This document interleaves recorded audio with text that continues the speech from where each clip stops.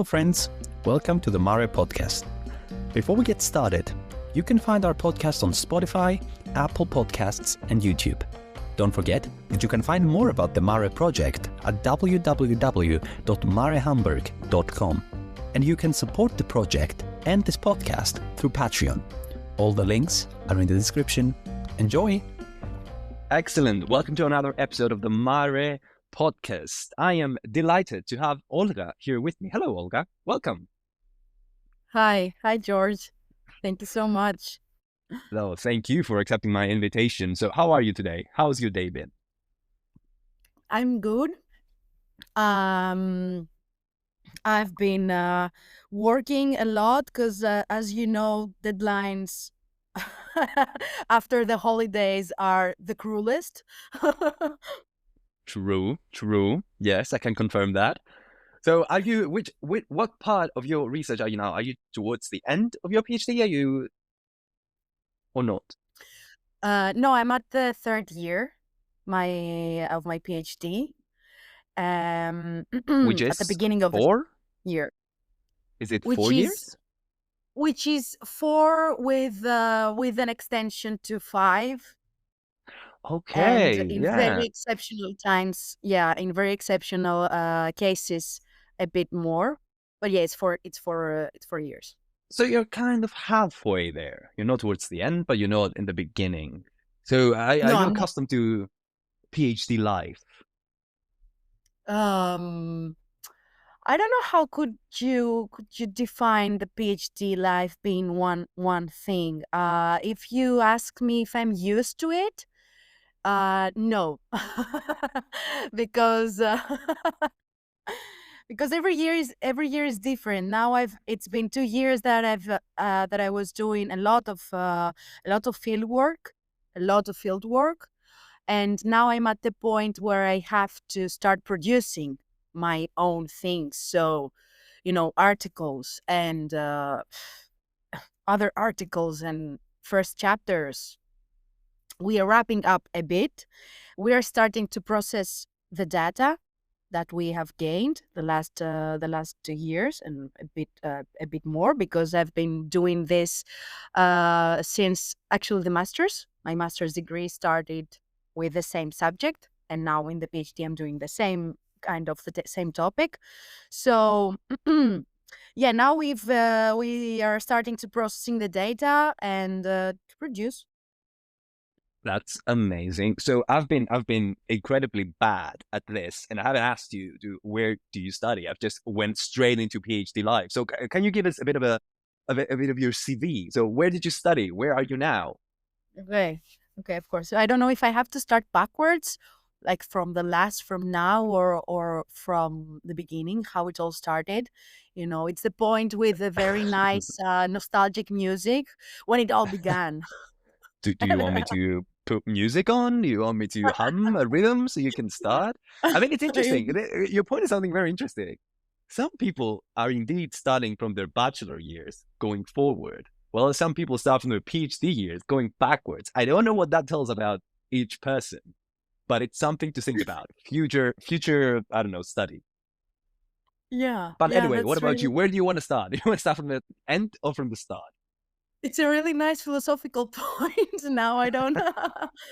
Oh my God, Well, I've I confused will. her. I will. No, we're okay. We were okay. I think I will start from the present.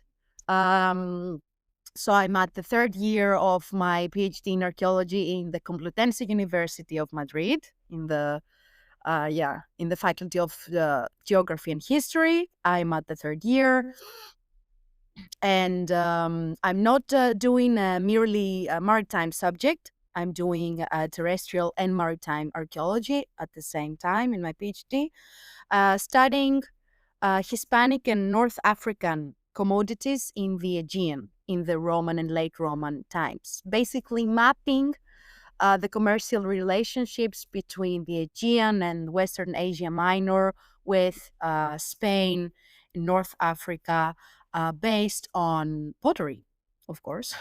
Mm, of course. Why did you say? Why did you say? Of course. I don't know. Is it no other evidence? Is it just pottery? I don't know. I think I think it's the pottery snobism. The pottery specialist Oh, snobism. is that a thing? Are pottery specialists snobs? I've Unfortunately. never. I thought that they were feeling guilty for doing pottery. That everyone is doing pottery, so I'm also doing pottery. So I felt kind No, of bad. they are. I think it's like we've been dealt with.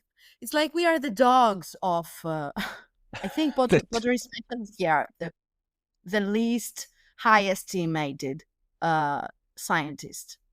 wow, wow. So what Yeah. kind of pottery are you? Are it general pottery in general, or any specific types of pottery?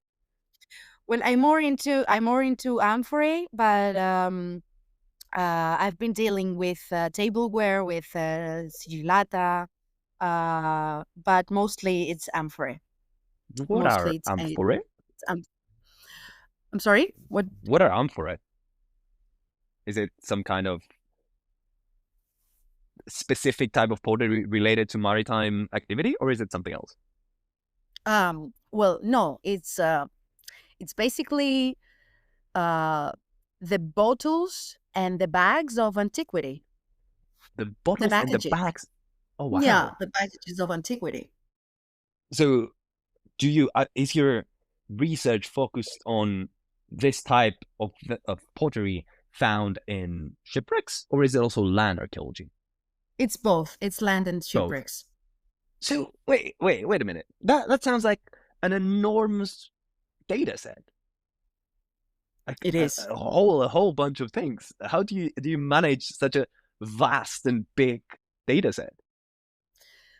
Well, I don't, because because Nice. this is what we are supposed to do. We are starting huge, you know, being like, I'm gonna do everything that exists because I need to have every tiny bit of information about that specific topic. And then thankfully there are some tutors, professors, supervisors that are telling you, whoa, whoa, whoa, slow down. Tiny, slow down. You're too small for that. So thankfully, I am narrowing down to more specific sites, specific questions, and I am trying to accept the fact that I cannot do everything and, focusing on the realization of that. That's Wait, okay. is that a difficult process for you, realizing that you can't do everything, really? Why Yeah, though? yeah. I think it's my natural characteristic that I'm so enthusiastic. Yeah, and Hmm. I'm just sometimes I just go for the leap, and Okay. sometimes That sounds like a were you always like this, or is it something that happened during PhD years or master years? no, no, no. I was always like that. I was always like that. I was always, I mean, crazy. makes sense. Makes sense. Where did you do your masters? Well, my master's I did it in Aix-en-Provence, a master of maritime and coastal archaeology of Aix-Marseille University. That's in Uh, France, right? that's in Yeah. France. And your bachelor's? Yes, and my bachelor's were there in Athens, where In I was Athens. born. So you studied in Athens, in France, and in Spain. Do you speak all those languages? Well, yes, with Spanish is now I'm getting hands on Spanish, on some real Spanish. With French, it was really easy because I've been taking lessons of French language since I was 7 years old. So it was for me it was kind of natural to study in France, not archaeology, but it was something that I wanted since I was a child to go to France. So I've been taking French classes, and I went also to a school for a couple of years.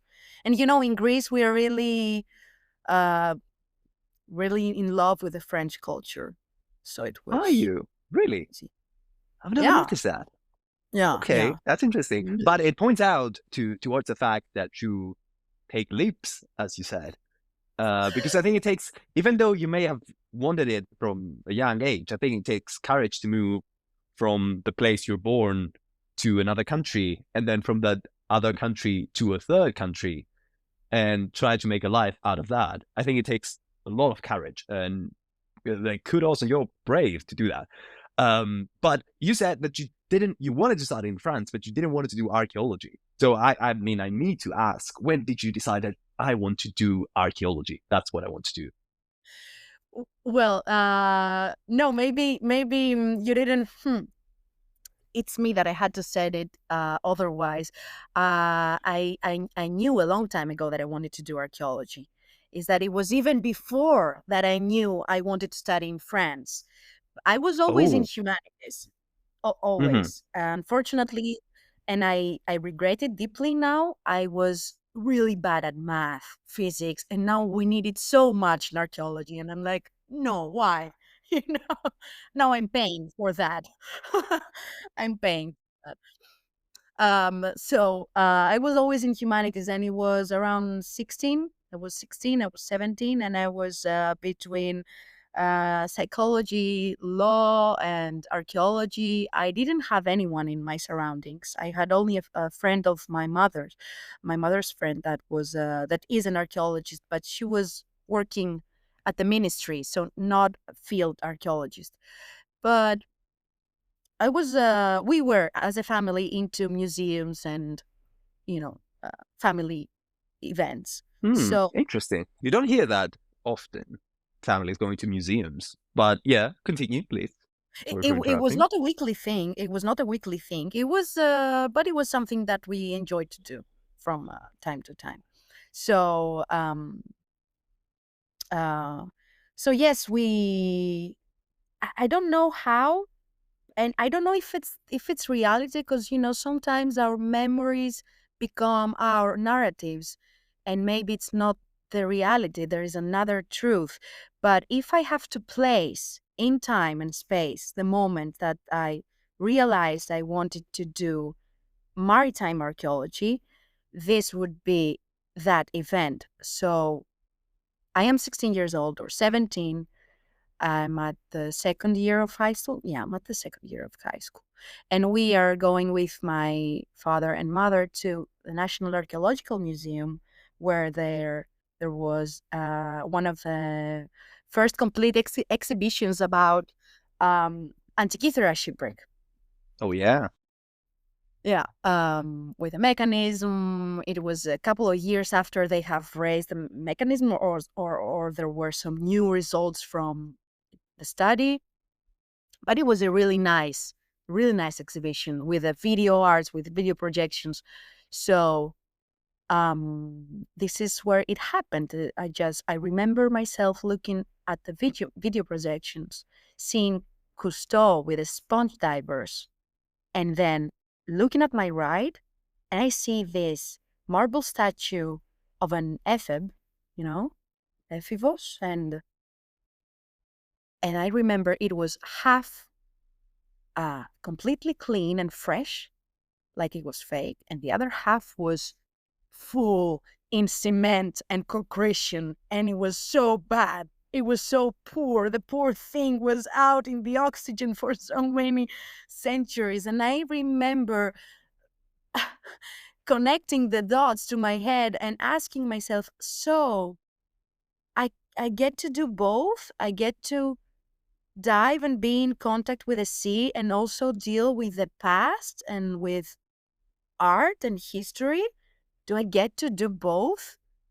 And it just hit me, it was like a lightning. It was like, okay, this is what I will do. We found it. Wow. Wow. We have a story of love at first sight here, which is a wonderful story, and thank you for sharing that. But I still have to ask the question, because I think it was a hot topic in maritime archaeology a couple of years ago, but I think it still is maybe today. That you said you saw a video of Cousteau and his divers doing this super cool thing where it's dive and find antiquities and all that. And I have to ask, how did you felt as a woman joining that team that was so long being considered a male dominated activity? You are asking dangerous questions way too soon, my friend. Way too soon. I'm not. What do you mean?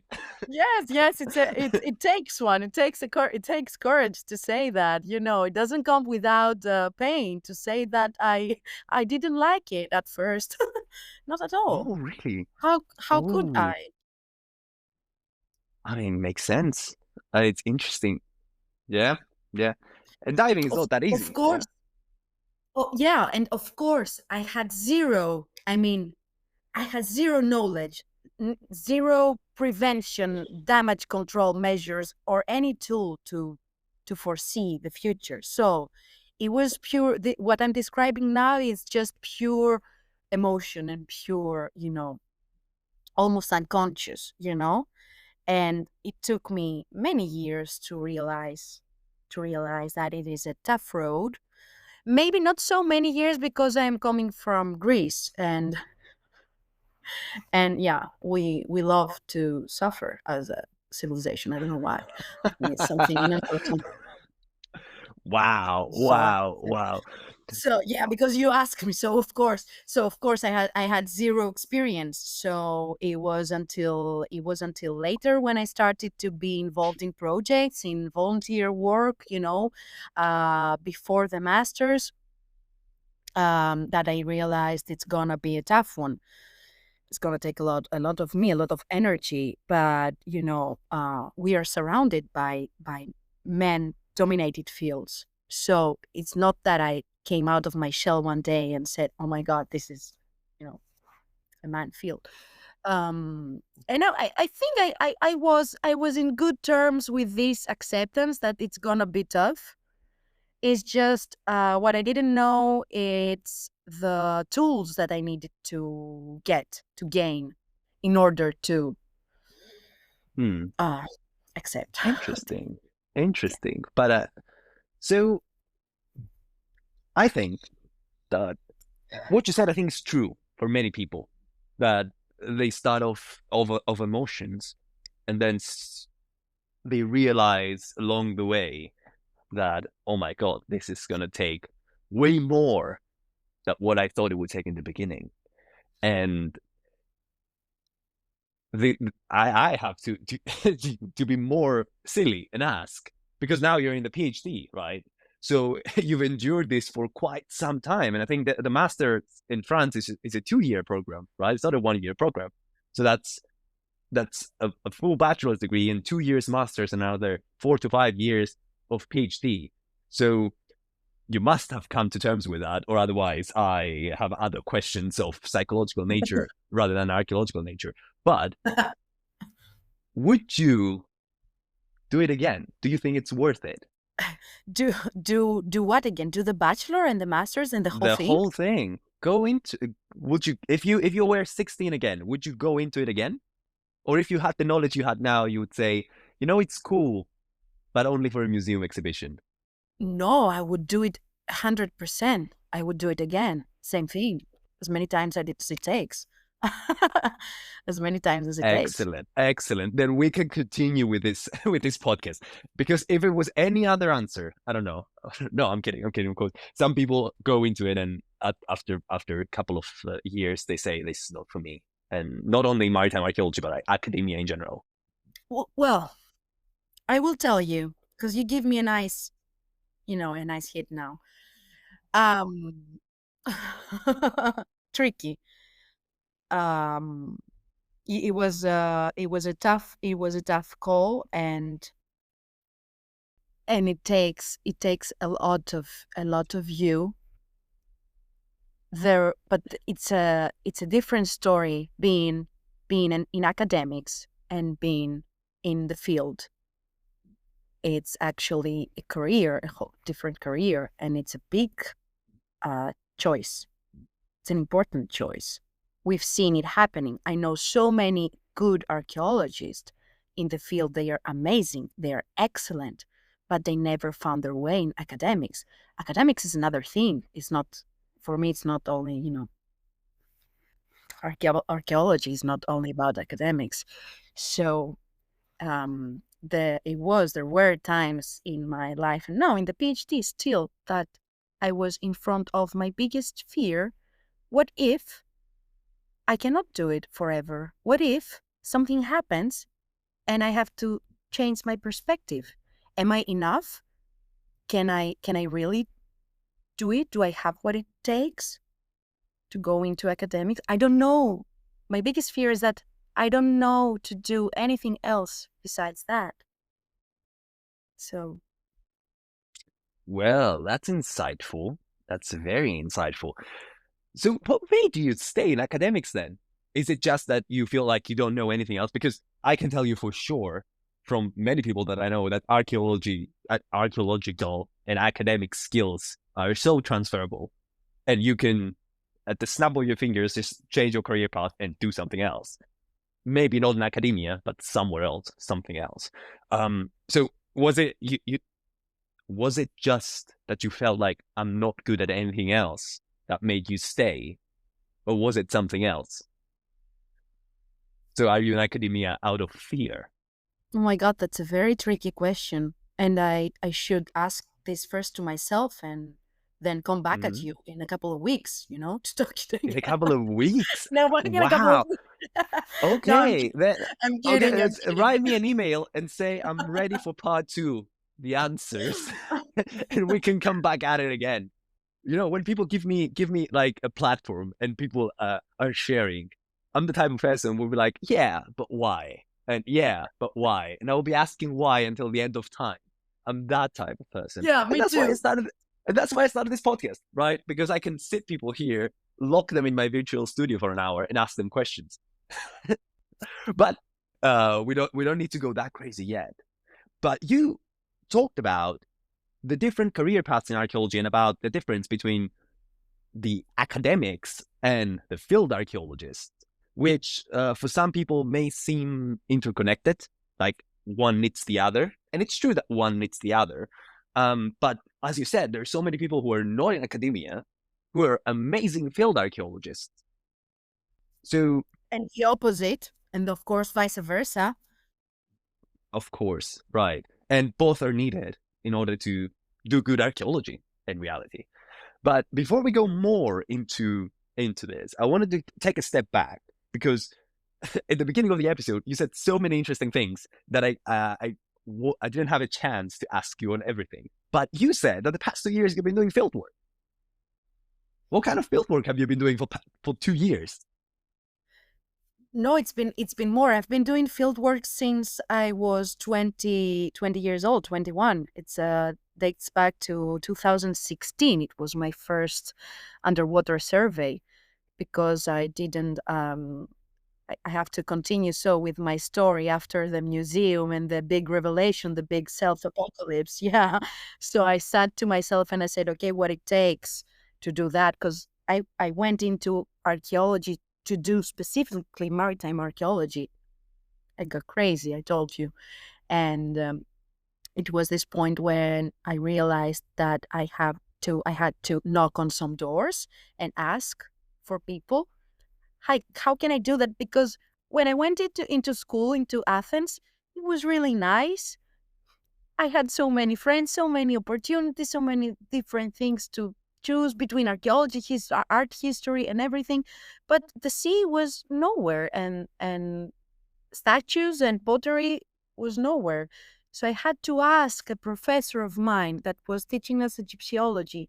And I thank him very much because he gave me the insight that I have to be outgoing and sociable and knock on doors and take the leap that I was talking about to do the next step. So I asked him, okay, but where is the people that I have to address? He gave me a name. I went to the amphorae of underwater antiquities and I got an appointment with George Koutouflakis, who is very well known for his projects here, for his surveys, his projects, underwater projects, and now an excavation in Forni. And he was the first person to ask, and how can I participate in an underwater survey? And he came to be my mentor after 9 years. So this is what I've been doing. My field experience starts in 2016 with Forni, then Casos project, directed by a really dear friend and colleague of mine, Xanthi, who's a woman of excellence in the field here. I'm really grateful. And this is how I got to France later with this experience on my back, and so many questions, so many new opportunities. But I had already some assets. So I had also the first hit with reality of being a woman working in a man-dominated field, having also the anxiety of how will I go to the next step, to this career, to the masters, to a whole new country. It was it was a great run It was a until great I ride. got into That's the that's master. the ending you expect to after all this. You're like, it was great. It was difficult. It was dreadful, but it was great. That's what you want to hear. And I hope someone, like maybe a teenage girl out there wants to be a maritime archaeologist, and she's worried. And I hope that your words reach out to those people and be like, you can do it too. And you can join maritime archaeology too. Maritime archaeology is not a male dominated field anymore, I would say. um we may have work to do, and I think especially in field projects, I personally see a lot of subtle sexism, I would say, in maritime archaeology, where especially in underwater excavations where a lot of diving is involved and a lot of carrying heavy gear and needing to be restless, really, and being in a very very bad term, being more manly in a lot of quotation marks. So, but I think we're working on it, and I think I hope that in the future we're not as male dominated as we are now. But you said that you work with the amphorae of antiquities in Greece, right? So how is working with the amphorae of antiquities? Is it something you see yourself working with in the future? No, it's not something that I see in the future, unfortunately. Not because I don't see it actually happening, because I don't want to, at any case. Interesting. Is it something to do with the way things work in departments of the state, really? Because I think that the same situation is in every country. It's not something very Greece centric. I think everyone I ask, every archaeologist that I ask who are doing a PhD, and I'm like, do you want to work in the amphorae of your country? They're like, not really. It's not the place for me. Everything is so slow. Everything it's not really archaeology. It's more bureaucracy and then a little bit of archaeology. So is it the same in Greece? Yes, of course it is the same. It is the same. And it's really unfortunate that we are seeing the future and the research being privatized, actually. Yeah. Well, I mean that, for example, a law that passed last Easter took the five biggest public museum of the country from the jurisdiction of the F4As and placed them under the control of a board that will be eventually controlled by the government. So we are seeing those very important characters that culture should have diachronically being public and being open and accessible. We see them fail. Very interesting. I didn't know about that, to be honest, or I might have heard it, but I don't remember it.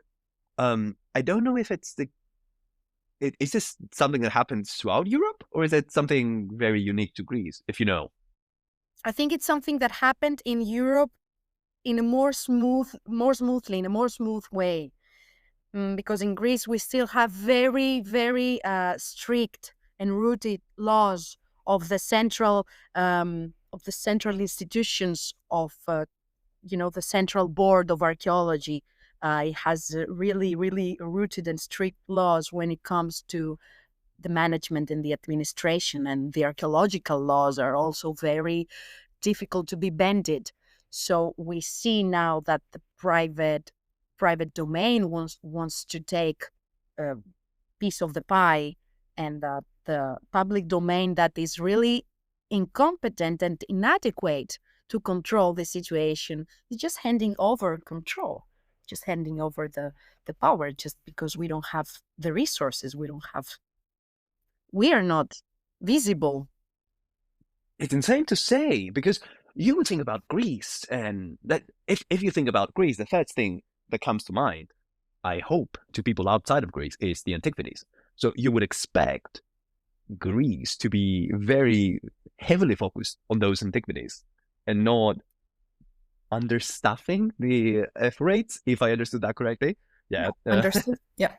Okay. So do you plan on never coming back to Greece? Is it something you don't want to do? Or do you want to come back to Greece under specific circumstances? I don't know. I keep asking this question. It's just those years of the PhD are so demanding and so draining. I need to be 100% focused on that, and I cannot think of the future because it's so far for now. It really takes the energy away from me to be focused on something that I really want. That I am maybe avoiding to ask this question, because there is a constant dilemma and a constant battle between the emotion and logic. So emotionally, I want to stay here. This is why I Here chose being Greece. Yeah. being in Greece, because now I'm actually in Athens. This is why I chose in the masters. This is why I chose a subject focused on the Aegean. We had so many opportunities open in the masters. It was the next level.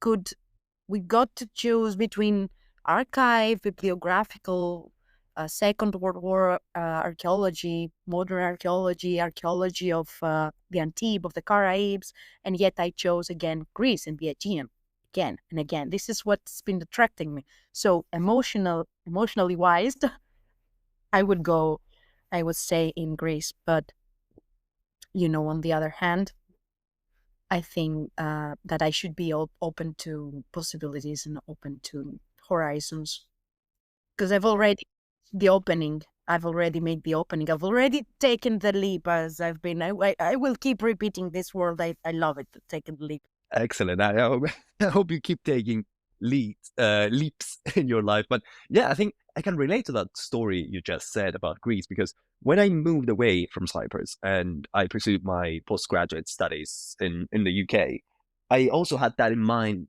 That no, I didn't have it in mind, but I realized it as I came here, that there's so many other things that I could be doing.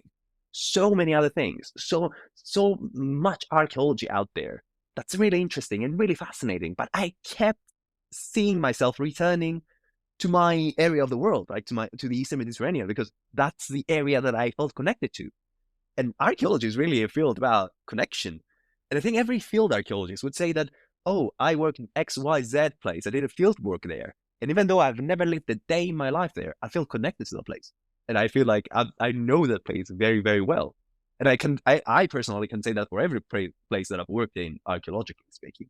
But I think you're raising a very nice point about connection between archaeologists and the land they work on or are from, and about the need for this connection in order for archaeology to be successful. Because Vikings might be absolutely fascinating, but I cannot see myself studying 4 years or 3 years of Viking ships.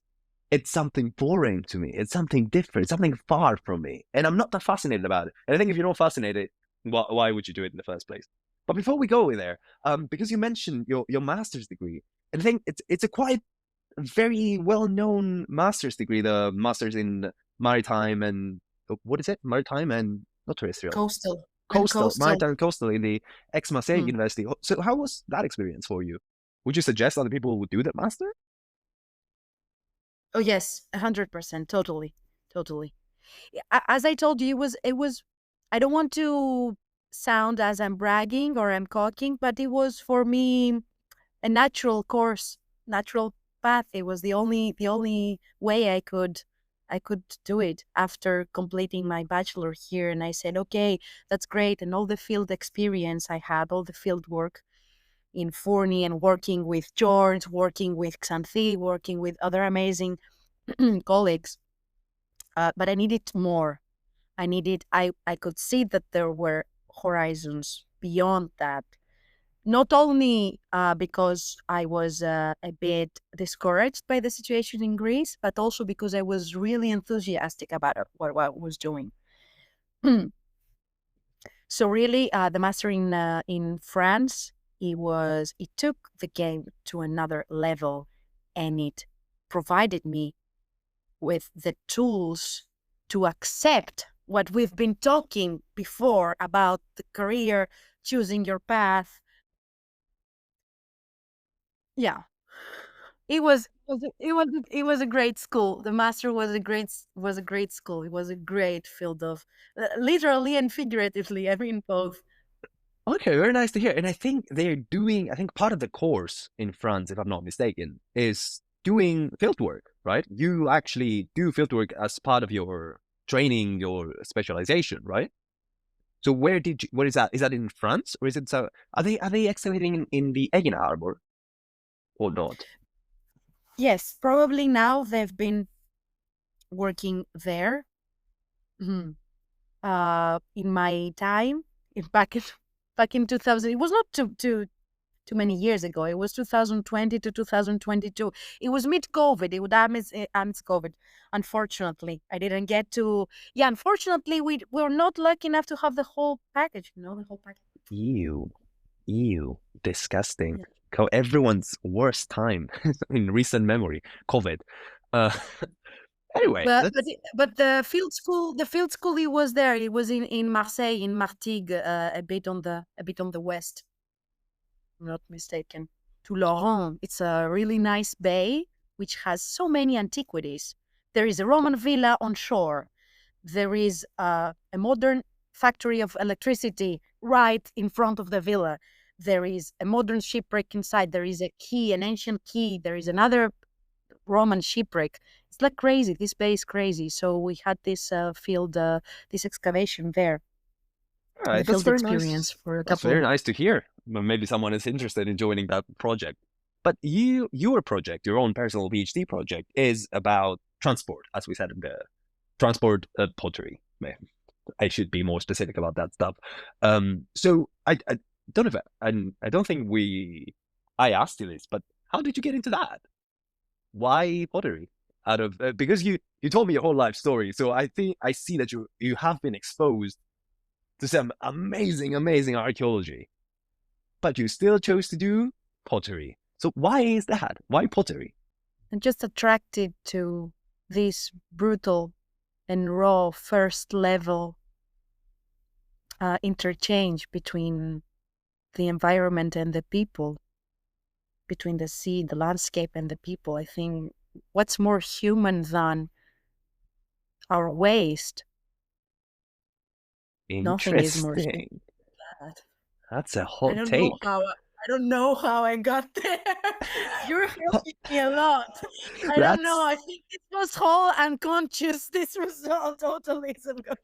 Yeah. I mean, I would expect from what you said so far about you being from Greece and feeling a connection with the sea, because you mentioned that, I mean, multiple times throughout this episode. And for context, I think Olga is now laughing out loud, but you can't hear her. I'm glad to see her laughing out loud. But it's you mentioned about like feeling that connection with the sea and being from Greece, so it's natural. It comes natural for you that people are connected with the sea. So I think it makes sense that you were interested in discovering more about how people react with their maritime landscape, right? And I think people are in Greece, I think, and in any place that is close to the sea, people are absolutely fascinated and taken by the sea. So I think it's natural. And I don't think you should be ashamed of liking human waste, I guess. Question mark. That's a poor choice of words, Jesus. Yes, yes. And there is also this was the let's call it the inner self response, the subconscious response. There is this other projection, this other narrative that says, okay, 90% of what we find underwater when we are surveying, when we are excavating, is pottery, it's ceramics, right? Well, or this is how the state of art of research in Greece has been deployed, because also, yes, we are not too much into harbor archaeology. There are some major projects as this one in Aegina or in Lechion or in Kefree Harbor, but it's the last 20 years, the last 10, 15, 20 years that people have started to dealing really with harbor, with the interface, with your kind of things. There is still a lack of understanding between underwater, of misunderstanding between underwater and maritime archaeology, all these concepts that I was so lucky to get to know from the masters in France, because unfortunately, if I was here, I wouldn't get the knowledge, deep understanding of harbor archaeology, maritime shipbuilding, ancient shipbuilding. Interesting. And you I'm smiling because before we started this podcast, Olga told me that I shouldn't ask questions of like what is maritime archaeology because she would never know how to answer. And now she's just throwing terms around like shipwreck archaeology and nautical archaeology and harbor archaeology and underwater archaeology. So it's interesting. I think we should comment on that for a minute and explain how all that the term maritime archaeology is kind of an umbrella that covers everything really that is maybe shipbuilding or harbor building or underwater archaeology. And not all maritime archaeology is underwater archaeology. You can be a maritime archaeologist and never dive a day in your life.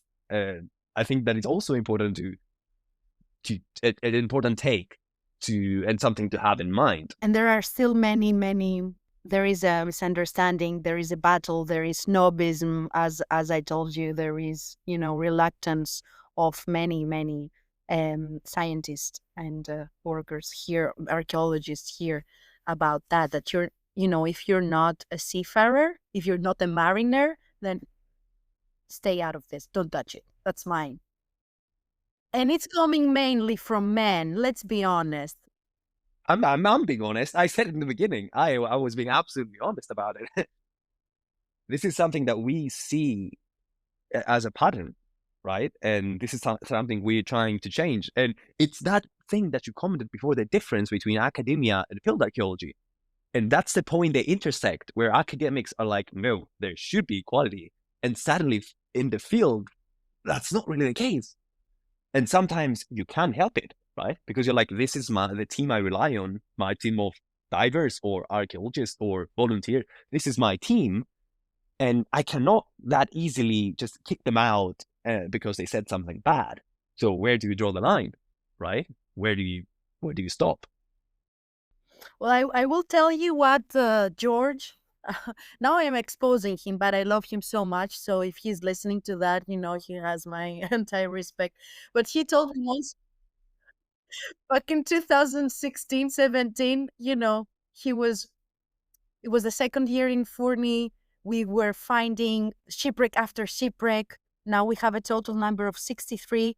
And the island of Furni is smaller than Egina. I don't know. It has the surface of Egina.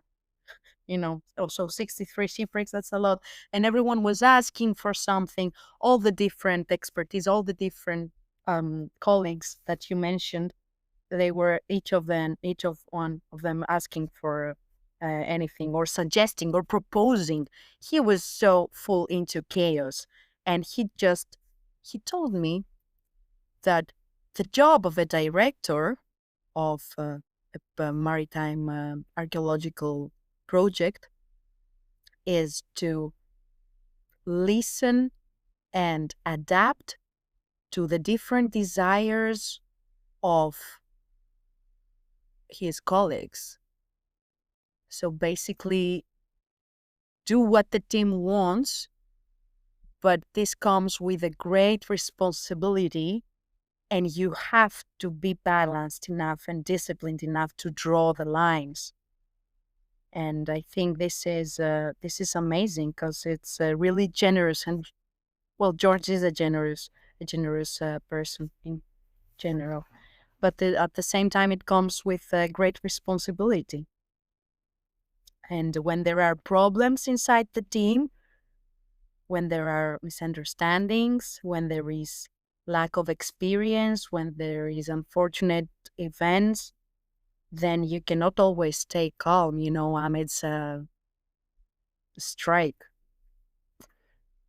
And I think this is where you must draw your own line, and say to yourself, ask the question, can I keep doing that? This is where I ask myself, do I see myself in 30 years there, or do I see it in an elementary school teaching, because it's easier, or maybe it doesn't come with the same risk, because living at the sea, it's also naturally risky and Oh dangerous. yeah. Oh yeah. But you don't seem like the person who would shy away from risk. No, I jump. I see the abyss and I I smile. leap. I Oh, leap. I leave. Yeah, That's yeah, yeah. But this was an amazing talk, an amazing confession that George made. That my responsibility is just to listen to all of you until I say, okay, shut up. Now I have to thank you all for your suggestions. And now it's my turn to put them all in the bag and see what I can get out of that. Absolutely. So do you see yourself directing a project? Oh, yes. Is it something you want to do? Yes, a lot. Oh, why? A lot. I think most people will say, no, I prefer other people directing and me being there. Why would you want to direct?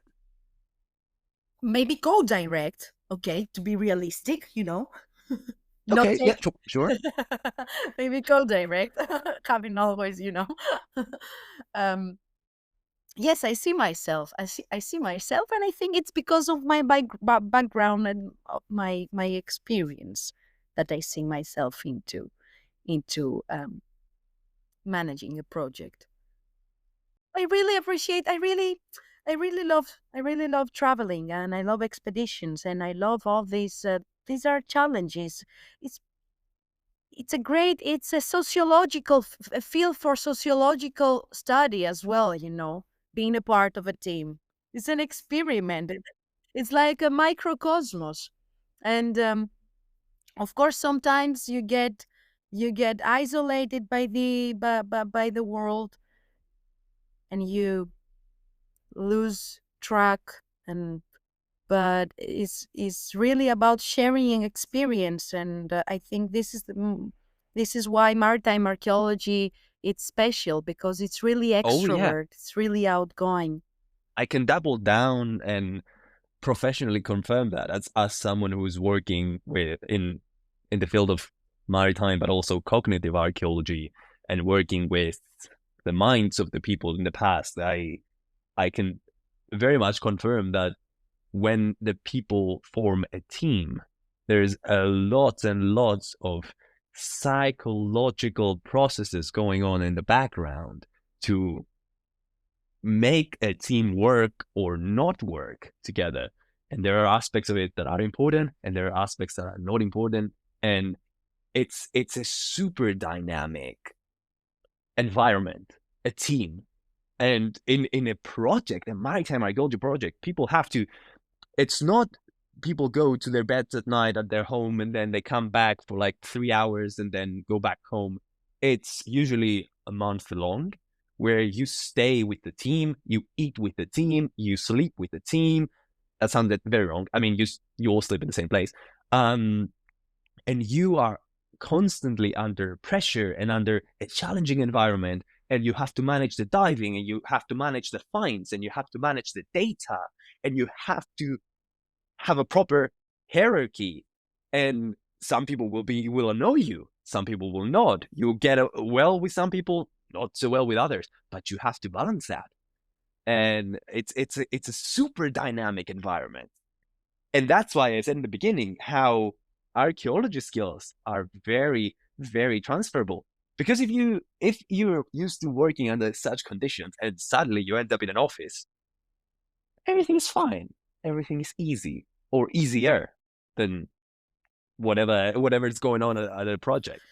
Yes, and I think that this type of archaeology is the most precious, and it's also table changing. It's changing the rules.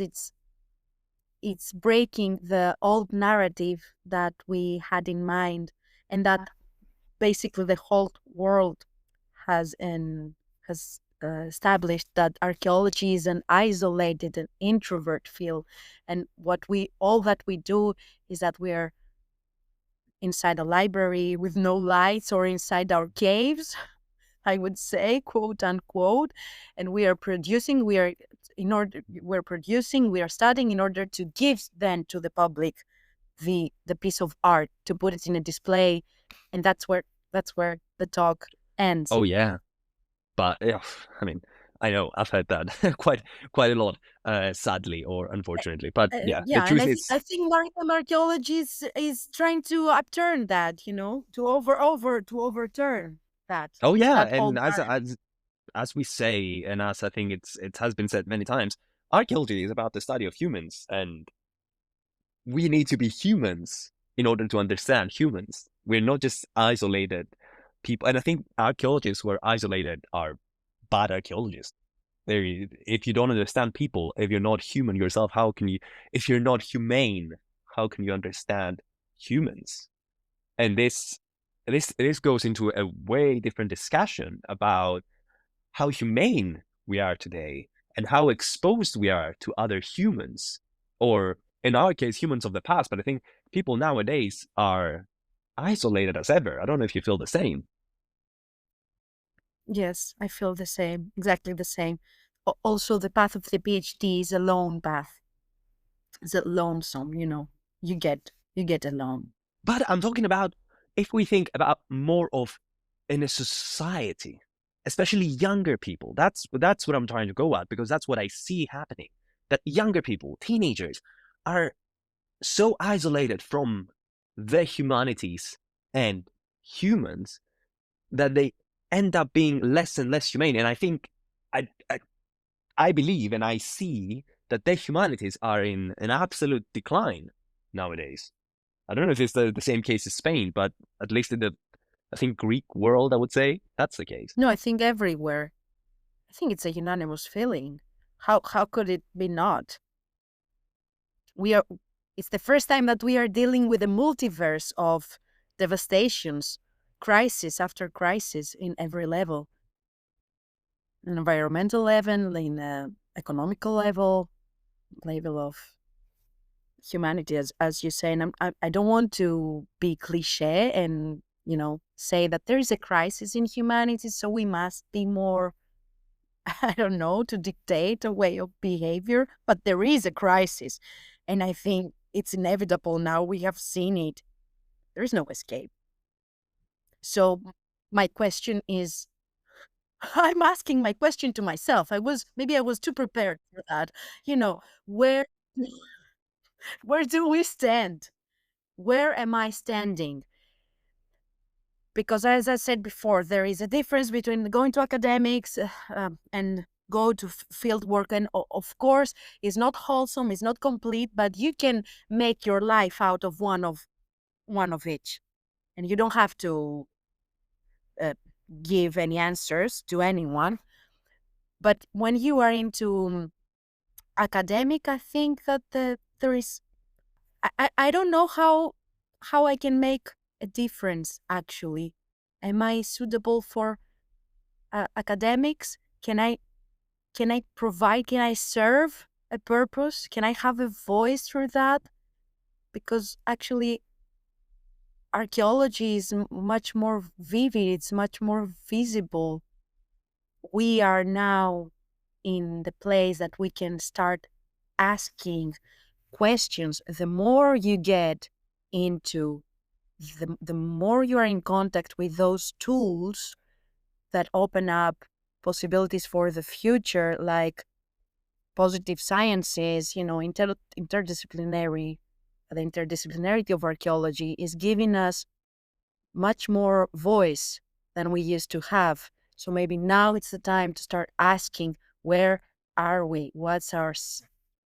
Do we have to pick a side in history? Or can we be, in the podium and just telling stories and mesmerize? Because this is what we've been doing. This is what Ludwig Ross and I don't know, the big archaeologists, Sleeman, they were just in the podium and the people were just begging for them to show them the gold they have found. But we are so much more than that. And I think that it was the masters that first gave me the grip of reality that, hey, you know what? You have so much more in your plate. This means that you have so much more responsibility than you thought you had. Oh, yeah. I mean, I could not have said it better myself, that archaeologists nowadays are they're the people who work and shape identities of nations, identities of peoples and tribes, and it depends on where you are in the world. And they are the people who are close, are studying humans and are studying the past. And most of the times we say that, it's whatever happens in the present has happened in the past before, but we just choose not to see it and we repeat it.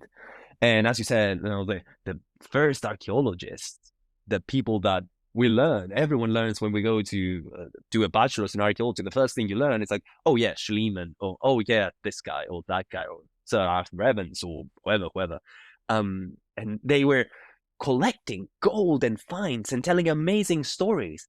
And nowadays, archaeology has gone way past telling amazing stories. Where if you read something in modern archaeology and it's an amazing story, you don't really believe it. You say, wait, that doesn't sound very realistic. That sounds too amazing to be true, and we don't believe it. So I think it shows that we can't stand in the podium. I believe that our science does not allow us to stand in the podium, in the back, and just write and see what's happening and comment on it and realize what's going on in the world and say, oh yeah, this has happened. I've known this because I've studied archaeology and I know that people will do it. It's not enough. And we should be having an opinion and should be taking a stance about every aspect of community and every issue that we face. Even is this climate change, is this war and crisis, is this anything that is. So I believe that you've put that very nicely. Saying that, on this high note, I would say this is a high note. Isn't it a high note? I think it's a high note. It's a positive message going to the outside world. Do you have any closing remarks for us before we go? Closing remarks, maybe a message you want to send to the outside world or to somebody. To somebody that is listening, no matter if it's an archaeologist, a colleague, or just a 14-year-old girl that is struggling with ancient Greek literature. To be honest, I really, really hope that more people than just archaeologists listen to this. So send it to whoever you want. But if you want to send it to someone who's not an archaeologist, I think it will be better. Maybe we are seen as being in the back, as you said, in the backstage, looking, in the libraries, studying, in the pits, digging, underwater also. But we are much more visible now that the concept of cultural heritage and underwater, of course, cultural heritage has gained so much attention to both scientists and the public. And I think we must go out of the libraries and we must communicate. We have to disseminate the information that archaeology is not a science of the past. Actually, It's the science of the present. And it sounds tacky, but it's also of the future eventually. Absolutely beautifully put. Thank you so much, Olga, for being with me tonight, to this evening or this night, depending on where you are. It was a lovely episode, and I wish you the best of luck in your studies and whatever you do in the future. And I hope it turns out well for you. Thank you so much. I really enjoyed the talking. Thank you so much for inviting me. Of course. So thanks everybody for listening, and I'll see you next time. Bye.